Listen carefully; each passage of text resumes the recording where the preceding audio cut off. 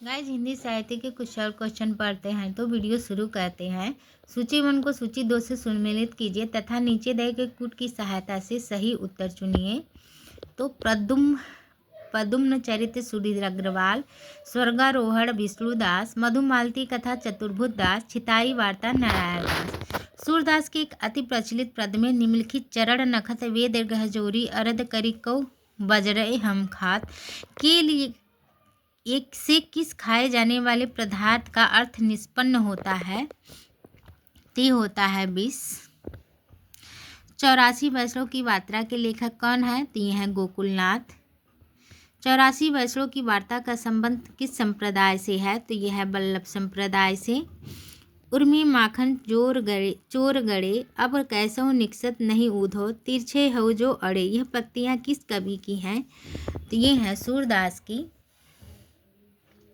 सूरदास किस रचना का कोना कोना झाँक आए थे? तो ये है वात्सल्य का। ये कथन आचार्य रामचंद्र शुक्ल ने कहा था सूरदास जी के बारे में। निम्नलिखित में से कौन विट्ठलनाथ का शिष्य था? तो ये थे चतुर्भुज दास।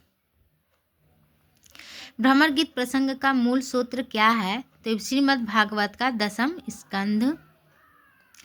सूरदास कौन सी धारा के प्रतिनिधि कवि थे? तो ये है कृष्ण काव्य धारा के। रास पंचाधारी किस छंद में लिखी गई है? तो ये लिखी गई है रोला छंद में।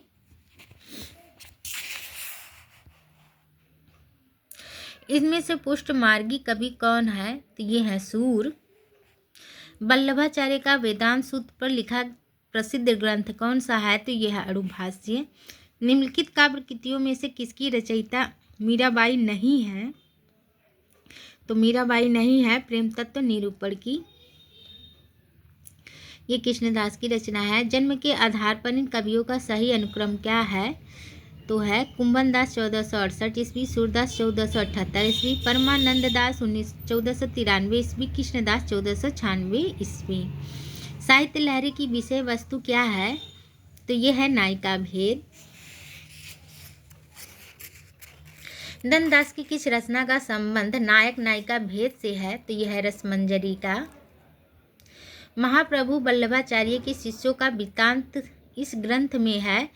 तो ये है 84 वर्षों की वार्ता। अष्टसाप के कवियों में प्रथम नियुक्त कीर्तनकार कवि कौन थे? तो ये थे कुंभन दास।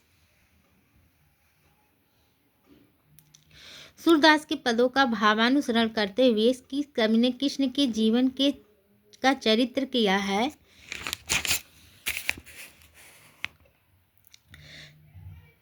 तो ये पहला है उज्ज्वल नीलमणि के रचयिता कौन है?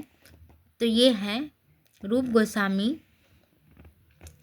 अष्टछाप में सूरदास के पीछे इन्हीं का नाम लेना पड़ता है। इनकी रचना भी बड़ी सरस और मधुर है। इसके संबंध में यह कहावत प्रसिद्ध है। और कवि गढ़िया नंददास जड़िया, यह कथन किस आलोचक का है? तो यह है रामचंद्र शुक्ल का। सखी हो श्याम रंग रगी देख बिकाए गई वह मूरत सूरत माही पगी। यह काव्य पंक्तियाँ किसकी हैं? तो यह है गदाधर भट्ट की। वल्लभाचार्य द्वारा रचित ग्रंथ का नाम क्या है? तो ये है अणुभाष्य।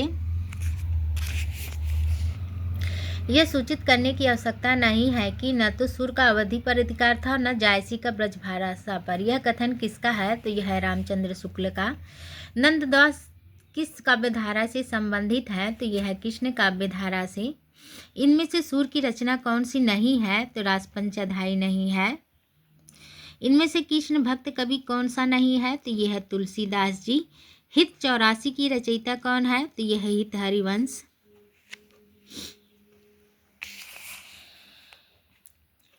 नीचे दिए गए नामों से कौन से कवि वल्लभाचार्य के शिष्य नहीं है? तो यह है चतुर्भुज दास। सूरदास के ने किस कृति को नहीं लिखा है? तो यह है दोहावली। जुगलमान चरित नामक ग्रंथ के लेखक कौन है? तो यह है कृष्णदास। कृष्ण काव्य के प्रमुख कवि कौन माने जाते हैं? तो यह है सूरदास। धुरचरित के रचयिता कौन है? तो यह है नरोत्तम दास।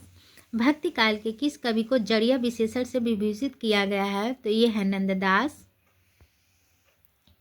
अष्टछाप की स्थापना सन 1965 में किसने की थी? तो ये की थी विट्ठलनाथ ने।